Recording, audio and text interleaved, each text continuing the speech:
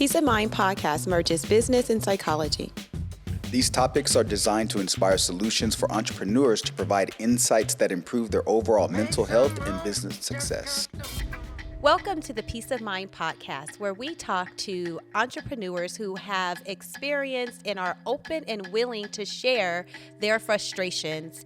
And today's guest, we are so excited to have her. Her name is Monica Stockhausen, and I have known her since she was in high school on her way to college and always shown such great promise. And she ended up going to the busy city of New York to attend college, came back with just an entirely different mindset. And as a result, she created one of the most phenomenal businesses that is now one of the top growing businesses in the Inland Empire, where she just received the Emerging Leader Award from Cal State San Bernardino. I am so excited for you to hear from Monica Stockhausen, who is the owner of Nerdy Girl. So it's good to have you here. I'm so excited to hear about what you're going to share with us, but I want you to take some time just to let us know about who you are and just give us a window into your world, and really specifically, what is it that drives you, and also what is it that makes your heart skip a beat and beat faster? Okay, so are you looking for the credible Monica, or are you looking for the real Monica Stockhausen? Which one do you want? I want the real Monica Stockhausen. It's two Let different us know people who sometimes. you are. Okay, all right, so I'm from Rialto, California, and to me it's a small town in comparison to everywhere else. And so with a small town comes a small mind and very conservative values at times. But I grew up in Rialto Unified School District, went to Cal State San Bernardino, but then everything changed when I moved to New York City, and I was exposed to new people, ethnicity, nationalities, business owners, you name it. Got my master's out there, became a professor out there at 24. Y'all, I was nervous. 24. I was nervous teaching a class with people older than me. Right. I didn't know what to do. I was like, let me just do the work and see what happens. And then when I came back to California 3 years later, I just beast mode. I mean, because it's just a different lifestyle. It's very slow, suburban life, family oriented. You go to college. You, even if you didn't go to college, you just kind of settle down. And then that's like the end of your story. But I didn't want that. And so when I moved to New York, I saw that there was something else that I could do. So I came back with this very hustler ambition and just beast mode. Landed two positions without an interview. Cal State San Bernardino and Chaffey College, because I wanted it bad enough. And then now I'm building my business, building my brand, expanding my reach, and really becoming or experiencing this maturation of entrepreneurship, right? Yeah. Like that's been a roller coaster. Maturation of entrepreneurship. That's a term coined. Yeah, that's true, right? Was entrepreneurship something that you always wanted to do? That's a complex answer, because when I give it context and I reflect, yes. But the context and the culture of when I was growing up didn't allow me to think that far.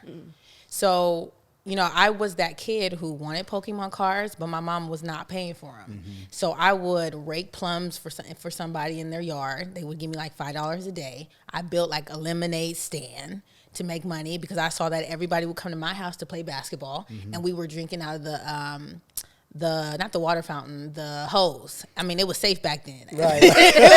So you thought, right? So we thought. Dun, dun, now, dun. how old were you when all of this was happening? I was 10. Wow. I was 10, and I built, literally, we had some scraps of wood from an entertainment center we had broke down, and I made me and my brothers made a lemonade stand out of it, and then I put Kool-Aid and lemonade for 25 cents, and we made $20 in a day, and back then, that was a lot. That was in the 90s, and so a 10-year-old with $20, that was a lot. And so I did a lot of stuff like that, washing cars, all this stuff, but I couldn't term it entrepreneurship. Right. My family didn't term, like none of that was a thing. It was like, okay, superficially, you're going to go to school, you're going to get a job. That was it.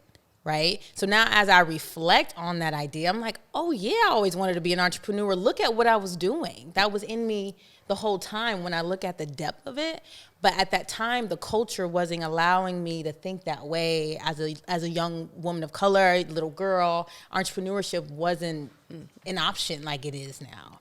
And so when I think about it, I'm like, yeah, sure. But no, I said a teacher, which I'm still a teacher, right? Yes. And an optometrist, which was like, why? Why optometrist? Because back then it sounded great. It sounded great and it impressed adults. That's what you do when you're a kid. You try to get validation and you try to impress adults, right? And I had saw someone in that field. I said, sure, I can do it. Until I went to college and took one physics class, and I was like, nope. This is not it. This is not for me. That's such an important point that you brought up, because when you talk about validating others and wanting to be validated by others, oftentimes the road to entrepreneurship is the exact opposite of that. So you saying that you wanted to be an optometrist because you wanted other people to say, you know what, man, you must be smart. You're on your way to doing things. No way in the world would you ever admit to being this entrepreneur, even though now you can look back and trace the dots back to you being that 10-year-old little girl selling lemonade. Who would have ever thought, right? Right. I think it's so important while someone is young to fuel them with different ideas about what they could be, right? I was trapped in this idea that you had to be those very specific positions, lawyer, doctor, whatever. Like we've heard that story before. But as I was exposed to more of life in the world, I'm like, well, there's all these other things that I could do. And there's also these untapped skill sets that I had. I'm not supposed to just throw them away. Like I'm supposed to just do one job. To this day, I look at my parents like, how did you do one job for like 30 years? Right, exactly. The same job. That's the narrative. The same job. But that's the thing that they all did, right? You know, as baby boomers, they went to school, if that, they got a job, and they kept that one job, maybe two jobs, right? What was it about New York specifically? Because you talked a little bit earlier about coming back in beast mode. What transformed you specifically there? I think the people who I hanged out with.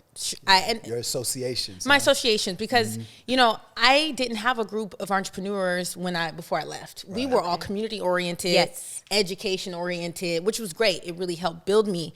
But when I got exposed to New York, everybody had a job and a side hustle. So that was new to me. And they had to, because it was part of survival out there. Like the taxes are way too high. The living expenses are way too high. Yes. So it forced people to have side hustles. And so a lot of my friends or the folks that I were dating, they were doing that. And I was watching them literally build things from nothing. And that was exciting. I was like, wow, I think I could do this. So even though I didn't have the courage yet, right, I would help them. I would help them in the building of the first initial startup stages, and help them with emails or getting clients or whatever else, just to kind of get my feet wet, because I knew I wanted it, but I didn't want it bad enough just yet. I was very secure in this idea of following a very specific track, which was professorship, which was teaching, I knew that I was going to get a check every day. Like that was fine with me. But the more and more I helped people, and I'll be honest, dating certain type of people, literally, I realized when I look at my track record, all of them were entrepreneurs. That's an interesting trend. All of them were entrepreneurs. And from each and every person, I learned something different in the entrepreneurial space. And so that says a lot about who you surround yourself with, right? Starts to bring out. And I think secretly and deeply, I was dating what I wanted to become. You know? Because then how else would I have attracted this? It had to be in me, right? Yes. I kept attracting these very ambitious, successful men. And I was not doing any of the things that they were doing. I mean, men who made millions or already sold a company and things of that nature. I'm like, y'all be careful who you date. That's good. Talk about that for a second, right? Because I can literally go with every single person. I won't say their names, but every single person, one taught me that it could be a lifestyle. Another taught me how to start, right? And how to put yourself out there and take a risk. Another taught me how far it could go. And another taught me how to manage it, while in the midst of it all, right? How to create systems in order to sustain it or scale it.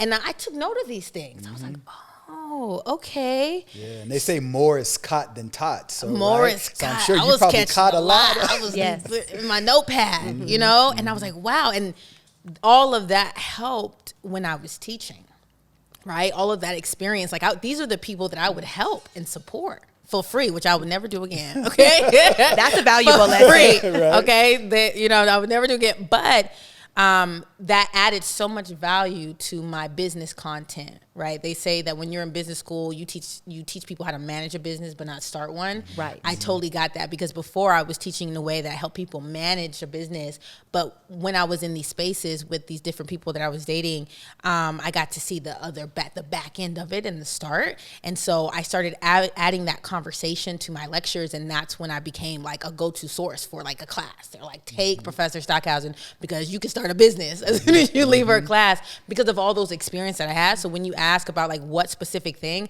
there were a lot of myriad of things, but honestly, the exposure to different people and the people that I dated were so entrepreneurial that allowed me to come back and have a completely different mindset, because I was spending so much time with them. Mm-hmm. That's so crazy, because I could talk about this for hours, but essentially, even though they were dating relationships, they were also mentors. And so just the value of mentorship and observation and kind of getting an idea of just another person's frame of thinking and their mindset, I'm sure that opened up so much for you. So yeah, I think watching them in their space is what inspired me the most. Listening in on meetings alone, and watching them close sales. Absolutely, yeah. Create partnerships. I'm like, oh, so that is how it happens. In my mind, it was something so much bigger. You had to get a meeting at a corporate office, and sometimes that is true, but sometimes these relationships come from meeting someone at a bar. I used to meet like VPs at a bar in New York City. That's how close-knit you are to people. And all of a sudden that turned into a Zoom meeting online. All of a sudden that was a partnership or sponsorship. And I'm watching this stuff and I'm like, okay, bet. So for you, because you didn't necessarily have the family mentorship or role models, you were able to find it through dating relationships once you arrived in New York. In the entrepreneurial aspect, Yes. because my family is amazing, right? My mom and dad worked their butts off, and in the very career-oriented way. They started from nothing. My mom is from Compton, California, single parent home. So my father is from Honduras, come from a completely different country, right? Doing their own thing, but they had to create this sustainability for their kids. And so my work ethic comes from my parents, straight up. I love that. Like straight up, because they've, and my grandmothers too, they've had 2-3 jobs. So I tell everybody this, I'm not scared of no work. I can get work done, like period. But strategy in the form of entrepreneurship, I had to get that elsewhere. And that's definitely how we add to the legacy of our family. So I know that you have a business that helps women. So tell us about Nerdy Girls, and how did you come to understanding that there was a space for that and that there was a need? Yeah, they were my issues. It was my own problems. I always tell people when they're starting their business, I say, honor your heart and respect your mind. Yes. Right? Because then you end up creating your own lane, and that's what I did. So Nerdy Girl, our value prop really is like, we develop smart women. Very simple. So we are a go-to source for workforce development. We help women negotiate their salaries, get promotions, start their business. A lot of women that come out of our program double, triple their income. They pay off debt. They go back to school because they realize the value now of positioning themselves in the marketplace. They get jobs without a degree. I mean, we're really teaching them how to effectively communicate and effectively position themselves in the marketplace, while also giving them this real personal and intimate development, right? And so we're a go-to source for essentially all things personal and professional development for women, in effort to really speak to the global issue of gender wage gap. Women are not advocating for themselves. We are making so much less than men, so much less. White women are making 86 cents of the dollar that men make.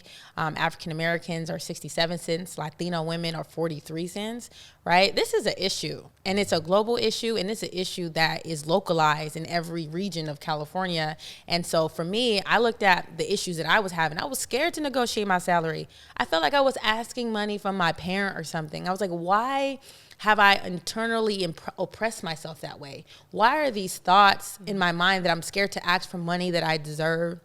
I was scared to be in a space with all men, all white men. I got overwhelmed and intimidated. I felt like I wasn't valuable. So what? I had the seat at the table. I was too scared to say anything. What's the point of being at the table? And I didn't know what to say or how to say it or be strategic about why I'm there. I just felt alone in that space. And I had a lot of mentorship. I had a lot of people backing me, but there were some certain situations that I felt like I was very alone in.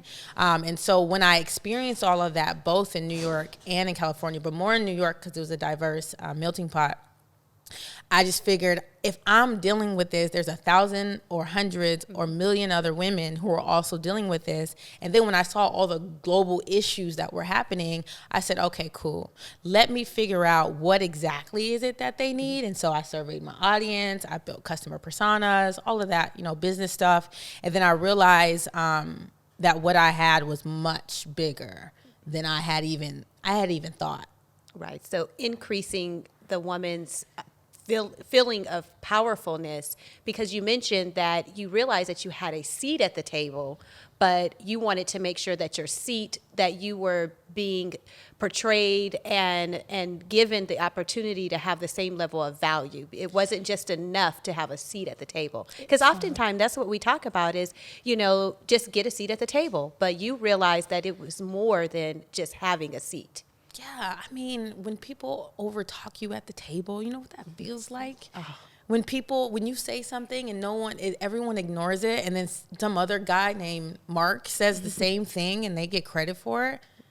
I don't know if I can curse on this, but it makes me want to curse right now because it's so frustrating. And you had that good idea. You as a woman, I mean, man, we are incredible, skillful beings, and we have this, the skill of being also compassionate and dealing with like human connections and relationships.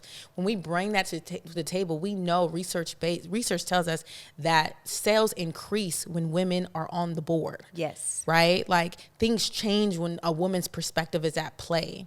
And so all while knowing this, I was still scared to say something. Right. So what development was I going to get or need to be able to show up confidently and be courageous and competitive in these places that I felt like God had put me in? And for you were able to open up the door, not for just yourself, but being able to open up the door for many others to follow right behind you. That at your young age is just amazing, which, by the way, congratulations on your recent Emerging Leader Award. Thank you, girl. That was amazing. From California State University, San Bernardino, one of the top universities in the Inland Empire. So that means that not only are you doing the work, but you're being recognized for it, which is also going to open up a lot of doors as well. So I've been able to come to some of your events, and one thing in the services that you provide, and so one thing that you really do is you really open up the doors for women to truly be themselves and to work through some of the emotional and some of the mental health challenges that we may have, because you were saying that you didn't necessarily always feel like you had the courage to be able to speak up or the skill. And so sometimes there are things underneath why women will not speak up. Right. Maybe previous hurts, maybe betrayals, just different emotions that oftentimes women are condoned for having. But like you said, when we're there, we bring something different to the table. So what have you seen in terms of different emotional issues that sometimes can stop us or hinder us within entrepreneurship as women? Well, there's a few things. But the one that sticks out the most is the ability to just do it, I think. I think that there are a lot of people who are visionaries and can say, oh, I want to do this amazing thing, but you're not sure about your ability to secure the bag. So confidence. Yeah. And execution. And sustain it. And right. Which is true in so many cases. There are moments where I feel like, okay, you did this big thing, Monica. Can you do it again? right? And so I have to have a real conversation with myself about this. I'm like, duh, Monica, yes, you can. You did it the first time. But those are not my initial feelings, and I have to honor that, right? Because it's such a new space. And I think people thinking that they can't, and then lying to themselves, telling themselves this inaccurate narrative of like, oh, you know what, I can't do that, so I'm just going to have this plan B. In my seminar, the therapist that comes in, she'll ask you what you want. And then they won't say their real dream, because they're scared that people are going to say like, oh, that's not real. You can't do that. Why would you do that? And literally will call BS on you and say, that's not what you want. Tell me what you want. And why are you scared to say it? And I think this need for validation, not everybody is going to like your idea. Let's be very clear. I don't care how much of a social impact it makes, how amazing it is, how much it's impact thousands of people. There are other markets out there that don't care. And you cannot be concerned with that. You have to be concerned with your market. I feel like God has given everyone a skill set and everyone a market, period. Right? And that market is for you to help them get through whatever challenge or pain that they're suffering from. And it is your job to create that product or service for that market. And so this constant need for validation has to be thrown out the window. Right. It has to, because you will never move forward. And I think that's heavily tied to the confidence piece of wanting someone to say when you have this new idea, that's great, go do it.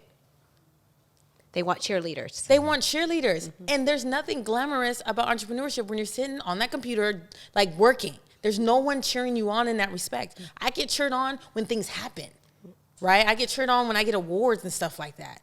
But when I'm doing my MailChimp integration or these like really intense things, there's no one there to be like, you get that, girl. You connected your application to this platform and things of that nature. You're and that need for validation has to come from you.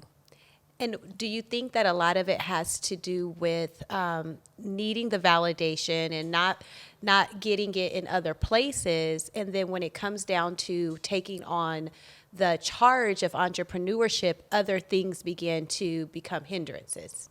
Do you think that's part of why it's hard for someone to just do it, as you said? Yeah, absolutely. I think people are looking for a participation award, Oh, I did this, I should get a clap for that. No, you're running a business. Nobody's going to praise you for doing what you're supposed to do. And so that need for a validation, you've got to go to therapy and figure out that validation has to come from you. It can't come from your significant other anymore. Sure, if they're there doing that, awesome.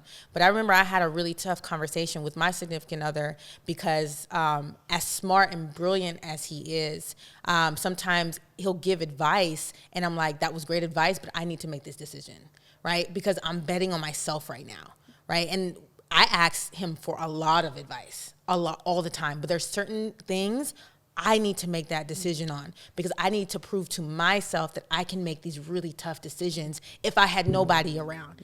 He's not always going to be around with every little decision. And so this idea about like, oh, I need validation, I need advice before I move forward will have you completely stuck. You've got to learn how to trust your own decision-making skills. And that means making them and making mistakes and failing and making really bad decisions. But that's how you will learn and continue to move forward. But you got to fail fast and learn quickly. I love that. Fail fast and learn quickly. And women, we have a unique ability to have a level of intuition, which I think is what adds us to the marketplace in a very unique way.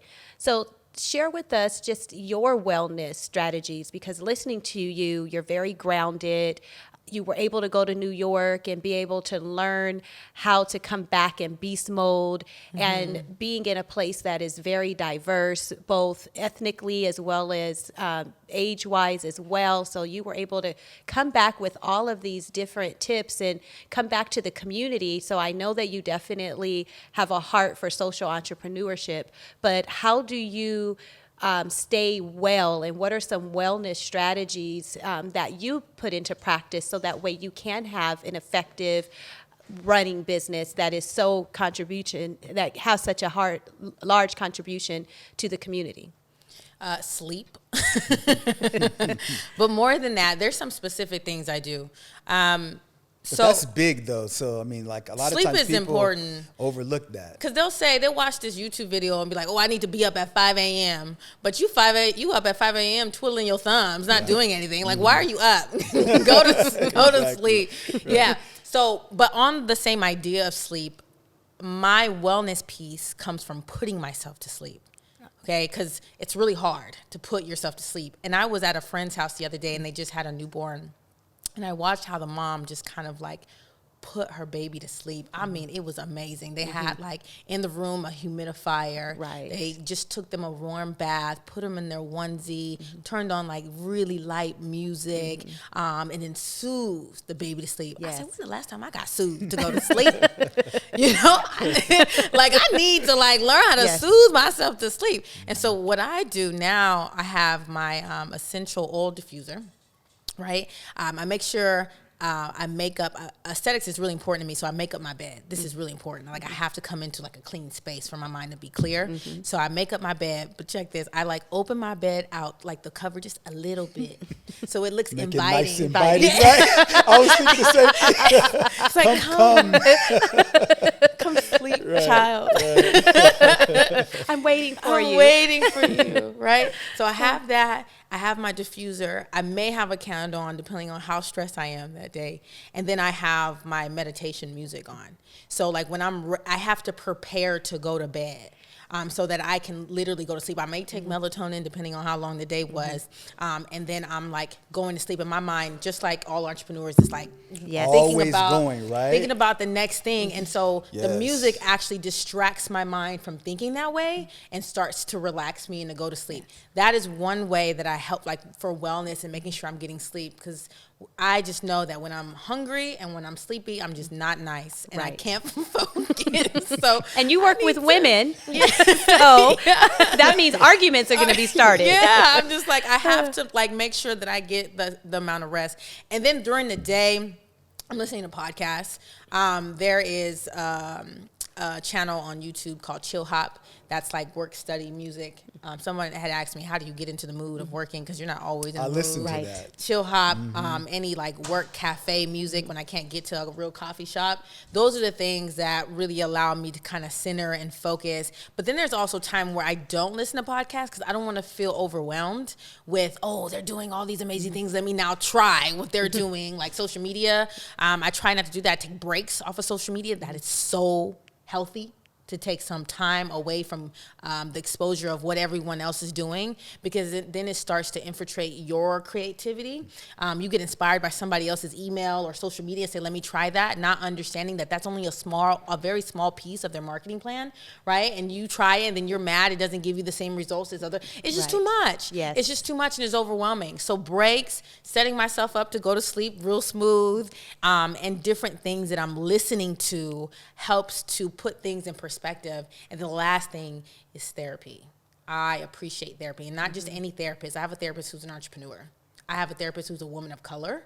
So there's no need for me to explain anything, right? She understands the Black mama effect, right? Yes. She understands like entrepreneurial, because trying to explain entrepreneurial things to someone who's not an entrepreneur is tough, because the feedback they'll give you may not hit, may not land.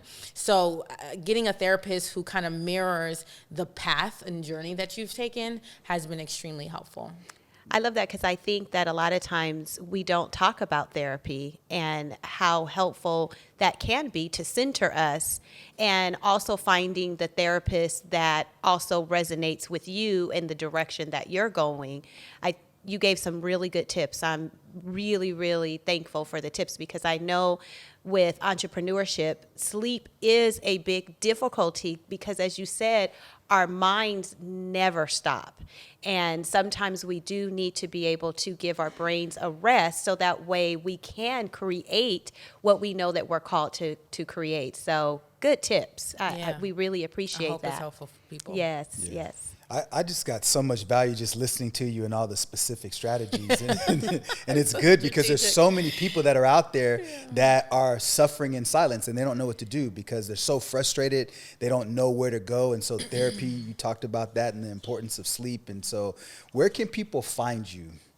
So nerdygirlsrock.com, that's my website for my premium service, and I do a lot of business coaching and life coaching. So you can also click work with Monica. My Instagram handle is monica.stockhausen, and my Nerdy Girl Instagram handle is Nerdy Girl Lifestyle. That was a lot. So nerdygirlsrock.com, monica.stockhausen, and Nerdy Girl Lifestyle are all the places that you can find me. Love it. Awesome. Thank you so much. Thank you. No one else can float like